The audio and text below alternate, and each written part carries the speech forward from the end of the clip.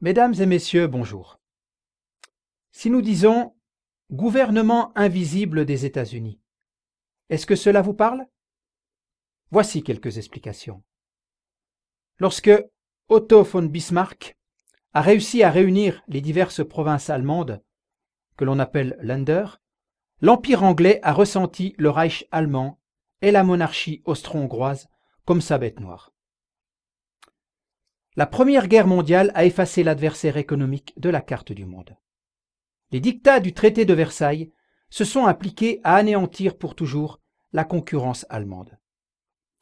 Des territoires allemands ont été volés ainsi que toutes les réserves d'or de l'Allemagne. En affirmant que la guerre était la faute de l'Allemagne, des dettes impayables ont été imposées au Reich. Pour exister, l'Allemagne a été obligée d'emprunter de l'argent à des taux exorbitants auprès d'une banque mondiale privée. Le pays a été précipité par l'inflation dans le gouffre le plus sombre de son histoire moderne. Déjà, en 1933, Churchill avait dit « Si l'Allemagne ne reconnaît pas l'étalon or comme standard, il y aura de nouveau une guerre d'ici 5 ans. Peu importe qui tirera le premier. » Par la trahison de Churchill à l'Europe, l'Allemagne a perdu la Deuxième Guerre mondiale et l'Angleterre sa prédominance. L'Allemagne est en ruine et encore plus de territoires lui ont été dérobés et le pays a été divisé entre l'Est et l'Ouest.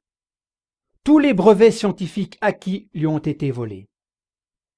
Sous le prétexte du danger bolchevique, l'Allemagne a été contrainte de devenir un satellite des États-Unis.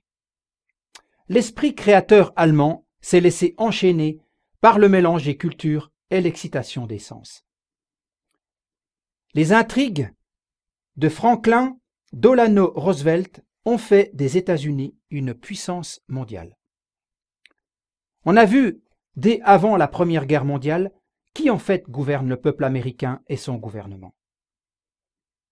Pour amoindrir les difficultés des cycles économiques, les banques américaines privées, fortes de leurs réserves en or et en argent, sont parvenues à convaincre le gouvernement du président Wilson de fonder la Federal Reserve Board. En contrepartie, la FRB a participé au début seulement par l'entremise d'un conseiller aux entreprises financières économiques du gouvernement. C'est ainsi que la porte a été ouverte aux politiciens achetables, aux crises économiques vraies ou arrangées, aux guerres, etc. Et cela a fait de cette banque un gouvernement invisible des États-Unis. Les intérêts du peuple ont été remplacés par les avidités de la Banque mondiale et de son administration. L'Amérique a vendu son âme au diable et ainsi, elle n'a plus le droit de porter le nom de démocratie.